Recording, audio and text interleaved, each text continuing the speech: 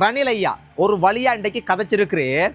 ரணில் ஐயா மட்டும் இல்லை, இன்னும் சில அரசியல்வாதிகள் எல்லாம் ஒரு 79வது ஏதோ விழா அண்டு ஏதோ ஞாபகார்த்தம் உண்டு ஒரு விஷயத்தில் இன்றைக்கு கதைச்சிருக்காங்க. ஜனாதிபதி அனுரகுமார் திசாநாயக் அவங்க மேல விமர்சனம்ண்டா கட்டும். ஒருத்தர் சொல்றார் ஜனாதிபதியே ஹிட்லரினுடைய மறுபுறவியாம்ன்று. ரணில் ஐயா ஒரு பக்கம் பார்த்தீங்கன்னா அவர் ஒரு பக்கம் அடிச்சு விடுறார். அது மட்டும் இல்லாம ஒரு மோசமான விமர்சனங்கள். எவ்வளவுதான் இந்த அரசாங்கம் இந்த நாட்டை கட்டி எழுப்புறதுக்கு என்னதான் செய்தாலும் ஒரு பக்கம் விமர்சனம், ஒரு மோசமான ஒரு நெகட்டிவான விஷயம் உருவாகி கொண்டே இருக்குது. எல்லாத்தையும் கதைப்ப முதலாவது ஒரு அரசியல்வாதி, அதாவது உதய கம்மன் பிள்ளன்ற அரசியல்வாதி ஜனாதிபதியை அனுரகுமார் திசாநாயக் அவங்கள ஆயுதங்கள்ல, அனுரகுமார் திசாநாயக் அவங்களோட அரசியல் என்ன அரசியல்ண்டா, இவங்க இதுக்கு முதல் ஆயுதத்தை எடுத்து போராடி இந்த ஆட்சியை கைப்பற்றுறதுக்கு நினைச்சு ஒரு மோசமான ஆக்கலாம். அது மட்டும் அவர் சொல்ல இல்லை, இவர் செய்கிற நடவடிக்கைகளை எல்லாம் பார்க்கும்போது ஹிட்லர், அடால்ஃப் ஹிட்லரினுடைய மறுபிறவி போலன்ற மாதிரி ஒரு எண்ணம் வருதா. இது போல அடிச்சு கதைக்கிறாங்கன்றீங்க விமர்சனங்கள். சரி, நல்லது தானே நாட்டுக்கு செய்கிறார் ஜனாதிபதி, நல்லா தானே கட்டி எழுப்புறார். மக்கள் இது போல கதைக்கிற அரசியல்வாதிகளை பார்க்கவா போறாங்க, கேட்கவா போறாங்க, ஆதரவா தெரிவிக்க போறாங்கன்னு பார்த்தா பெரிய கூட்டம் அதை உட்கார்ந்துருந்து கேட்கிறாங்க. அதை பார்க்கும்போது தான் ஒரு பயம் ஒன்று வருது. இந்த அரசாங்கத்தை கூட குழப்பிடுவாங்களோ, சில நேரத்தில் கவிழ்த்துருவாங்களோ, அது போல யோசனை வருதுன்னு. சரி, ரணில் ஐயாட கதைக்கு வருவோம். ரணில் ஐயா இன்றைக்கு அவர் மௌனம் அமைதியா இருந்த ரணில் ஐயா ஒரு வழியாண்டைக்கு கதைச்சிட்டு அவர் என்ன சொல்றாருண்டா, சுருக்கமா சொல்லணும்னா ஆக மொத்தத்தில் ஜனாதிபதி அனுரகுமார் திசாநாயக் அவங்க தவறு செய்யாத ரணில் ஐயாவை தூக்கி உள்ள வச்சு பள்ளி வாங்கி இருக்கிறார். அதை தான் அவர் ஆக மொத்தத்தில் அவர் கதைக்கிறத பார்க்கும்போது இருக்கு. அதை தான் சொல்லவாரு. 2022ஆம் ஆண்டு நாட்டை அவர் பொறுப்படுத்தி, அதாவது அந்த கோட்டாபய ராஜபக்ச அவங்க, மஹிந்த ராஜபக்ச அவங்க சொல்லுவாங்க, நாங்க 30 வருஷம் இருந்த இந்த யுத்தத்தை முடிவுக்கு கொண்டு வந்தாங்க, நாட்டை பார்த்தீங்கன்னா யுத்தத்துல இருந்து காப்பாத்தினாங்கன்னு சொல்ற மாதிரி ரணில் ஐயா இப்ப புதுசா தொடங்கிட்டார். என்னடா, இந்த கேஸ் இல்ல, இந்த பெட்ரோல் இல்ல, இதெல்லாம் இல்ல, அதெல்லாம் இல்ல, நான் தான் நாட்டை காப்பாத்தினேன்னு சொல்றத இவர் ஒரு புதுசா ட்ரெண்டா தொடங்கி கொண்டிருக்கிறார். அதை சொல்லிட்டு அவர் என்ன சொல்றாருண்டா, நான் பொறுப்படுத்தேன், ஆனா நாட்டை மறுபடியும் நான் கொடுக்கும்போது ஜனாதிபதி அனுரகுமார் திசாநாயக் அவங்கள்ட்ட 20 பில்லியன் அமெரிக்கன் டாலர்ஸை சம்பாதிச்சு கொடுத்துட்டு தான் நான் ஒப்படைச்சினான். நல்ல நிலைமையில தான் கொடுத்தனான். பெட்ரோல் இல்லை, கேஸ் இல்லை, அது இல்லை, இது இல்லை. மக்கள் பார்த்தீங்கன்னா நடுத்தரவில் நின்றாங்க. ஆனால் நான் ஒரு சுமூகமான ஒரு நிலையில தான் கொடுத்தினான். இது போல பார்த்தீங்கன்னா அவர் கதைச்சிட்டு அவர் மேல வச்ச குற்றச்சாட்டு என்னண்டா, அவர் கைது செய்யப்பட்டதுக்கான காரணம் என்னண்டா, அரசாங்கத்தினுடைய பணம், அதாவது மக்களினுடைய பணத்தை தவறான முறையில் பயன்படுத்தி வெளிநாட்டு பயணங்களை மேற்கொண்டேன்ற குற்றச்சாட்டு தான் அவர குற்றச்சாட்டு. ஆனா அந்த குற்றச்சாட்டு ஒரு பொய்யான குற்றச்சாட்டு. அது அவர் நிரபராதின்றதுக்கு அவ்வளவு ஆதாரத்தையும் ரணில் ஐயா நிரூபிச்சார். ஆனாலும் அவர் கைது செய்யப்பட்டார். அவர் சொல்ல வர விஷயம் என்னடா, இப்ப நான் ஒரு தவறு செய்தேன், என்னைய கைது செய்யறதுக்கு சட்ட ரீதியாக என்னைய கைது செய்ய வராங்க. ஆனா அந்த தவறு, நான் ஒரு தவறான செயல் செய்யலண்டு ஆதார ரீதியாக நான் நிரூபிச்சாலும் என்னைய கைது செய்யறாங்கண்டா ஒரு அது அநீதி தானே. அதே போலதான் ரணில் ஐயாவுக்கு நடந்தது போல அவர் சொல்றதை பார்க்கும்போது இருக்கு.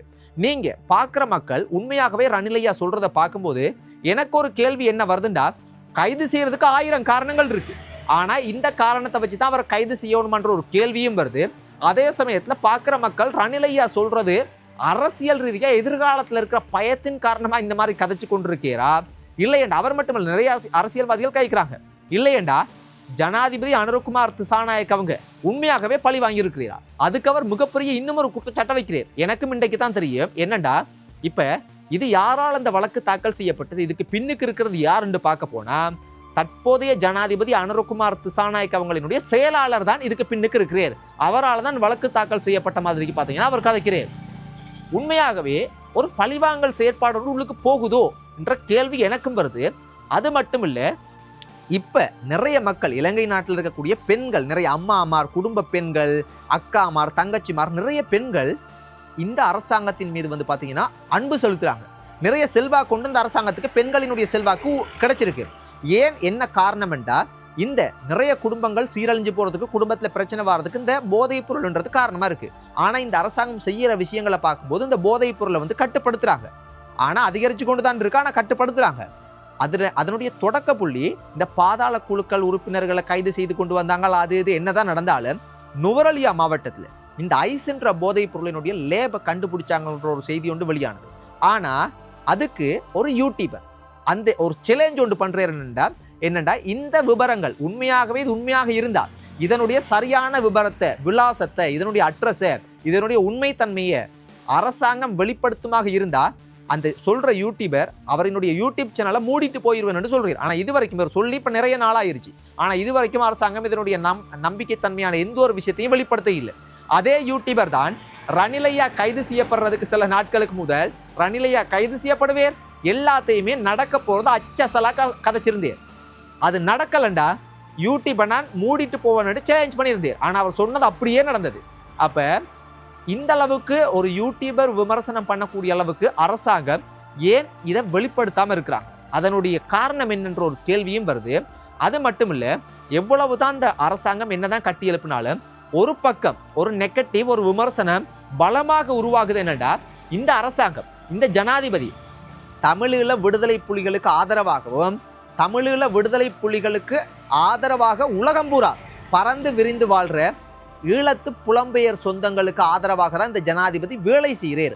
அவங்களுக்காக தான் வேலை செய்கிறார். போற போக்க பார்த்தா இந்த நாடு தமிழர்களினுடைய கையில இருந்தா கூட ஆச்சரியப்படுறதுக்கு இல்லைன்ற மாதிரி ஒரு விமர்சனம் கட்டமா ஒரு பக்கம் ஒரு மூலையில இருந்து அப்படியே வளர்ந்து கொண்டு வருது. ஆனா இந்த அரசாங்கம் அதை பெருசா கணக்கே எடுக்காம இருக்கிறாங்க. அது மிகப்பெரிய தவறுன்னு நான் நினைக்கிறேன். ஏனென்றா இப்போ ஒரு தமிழாக்கள் ஏதாவது ஒன்று செஞ்சா இனவாதம் அது இதுன்றெல்லாம் சொல்லி அடக்குற மாதிரிக்கு இந்த விஷயம் இப்படி உருவாகுனா நாளைக்கு இந்த அரசாங்கத்தை கவிழ்க்கிறதுக்கு கூட ஒரு இனவாதமான புரட்சி ஏற்பட்டா கூட ஆச்சரியப்படுறதுக்கு இல்லை. அது மட்டும் இல்லை, இந்த ஐஸ்ன்ற போதைப் பொருள் லேப் கண்டுபிடிச்சிருக்கிற ஒரு செய்தி வெளியாகி அரசியல்வாதிகள் உட்பட ஒரு சமூக ஊடகங்கள்ல மக்கள் உட்பட நிறைய யூடியூபர்ஸ்கள் நிறைய பேர் விமர்சனம் பண்றாங்க. ஆனா ஏன் இதுக்கு சரியான ஒரு ப்ரொஃபரான ஒரு பதில் ப்ரொஃபரான ஒரு விஷயத்தை சொல்ல முடியாம இருக்கிறாங்க அரசாங்கம்? அதுலயும் ஒரு சந்தேகம் வருது. ஆனா பொதுவா பார்க்கும்போது இந்த அரசாங்கம் ஒரு விமர்சனமும் பண்றதுக்கு இடம் இல்லை. நாட்டை கட்டி எழுப்புறாங்க, போதைப் பொருளை கட்டுப்படுத்துறாங்க, லஞ்ச ஊழலுக்கு பாத்தீங்கன்னா கடுமையான ஸ்ட்ரிக்ட் பண்றாங்க, எல்லாமே செய்யறாங்க. ஆனா இந்த சின்ன சின்ன விமர்சனத்தை கணக்கெடுக்காம, அதாவது இந்த சிறுதுளி தான் பெருவெள்ளம்னு சொல்லுவாங்க, சின்ன ஒரு காட்டு தீ தான் பெரிய ஒரு காட்டு தீயையே உருவாக்க முடிவாங்க. இந்த சின்ன விமர்சனம் இந்த சின்ன விஷயம் தானே என்று இவங்க கவனத்தில் எடுக்காம இருந்தா இது சின்ன விமர்சனம் இல்லை. ஜனாதிபதி அவங்களோட காதுக்கு போற அளவுக்கு பெரிய அளவுக்கு ஒரு விமர்சனம் இது உருவாகி கொண்டே இருக்குது. இது நாளைக்கு ஒருவேளை தமிழ் சமுதாயத்துக்கும் சிங்கள மொழி பேசக்கூடிய சகோதரத்துவமான சமுதாயத்துக்கும் ஒரு பெரிய ஒரு புரட்சியே ஏற்படக்கூடிய ஒரு சூழ்நிலை ஒன்று ஏற்பட்டா என்ன செய்வாங்க? கட்டுப்படுத்த முடியுமா அந்த சூழ்நிலையில?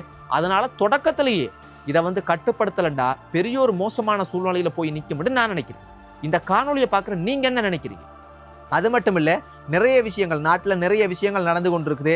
ஒரு பக்கம் நாட்டை கட்டி எழுப்புறதுக்கு அரசாங்கம் பாடுபடுறாங்க, ஒரு பக்கம் இந்த அரசாங்கத்தை கவிழ்க்கிறதுக்கு அரசியல்வாதிகள் ஒரு பக்கம் பாடுபடுறாங்க.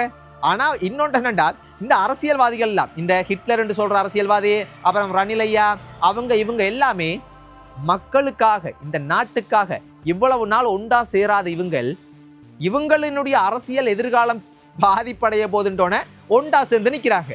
அதை பார்க்கும்போது தான் சிரிப்பா இருக்குது, வேற ஒன்றுமே இல்லை. பார்க்குற சொந்தங்கள் நீங்க என்ன நினைக்கிறீங்க? இந்த அரசாங்கம் சக்சஸா இந்த நாட்டை கட்டி எழுப்புவாங்கன்னு நினைக்கிறீங்களா? இல்லையண்டா கவிழ்றதுக்கான சந்தர்ப்பம் இருக்கா? உங்களோட கருத்து என்ன? நன்றி சொந்தங்களே, நன்றி.